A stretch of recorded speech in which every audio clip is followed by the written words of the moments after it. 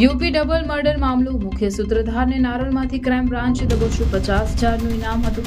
જમીનના મામલે માતા દીકરીની હત્યા કરાઈ. આરોપીને વસિયત એ મામલે મંદુક હતું. કૌશલ, રાજેશ, બલવીર અને કરુણાકરી ભેગા મળીને હત્યાનો અંજામ આપ્યો હતો. આ કેસમાં અગાઉ શાંતિદેવી અને શિલ્પાદેવીની ધરપકડ કરવામાં આવી છે. ઉત્તર પ્રદેશના બસ્તી જિલ્લાના કપ્તાનગંજ પોલીસ સ્ટેશનમાં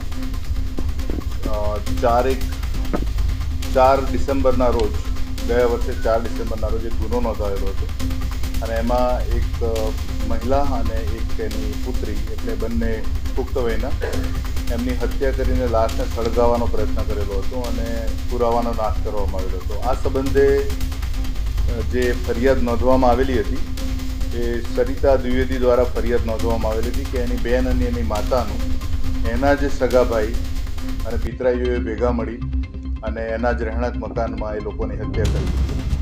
આ ફરિયાદનો મૂળ હેતુ એટલે જે પણ આ હત્યાનો જે મૂળ જે હેતુ હતો એ પ્રમાણે આ જે મૃતક જે છે ફરિયાદીની માતા અને એની બહેન, તો એની માતા જે છે એના બીજા લગ્ન હતા અને આ જે દીકરી જે છે એના બાપે એમના મૃત્યુ પહેલાં વસિયત કરેલી હતી કે જે આ જમીન જે છે 24 વીઘા જમીન એ એના ભાઈઓ અને પિતરા એને જે પણ એના વારસમાં છે 3 જણને 8-8 વીઘાના ભાગે એમણે વહેંચણી કરેલી હતી અને આ જમીન એની માતા અને એની બહેનને ન મળે એટલે એના ભાઈઓ અને પિતરાઓ ભેગા મળી આ બંને જણની હત્યા કરેલી હતી. 3 બાર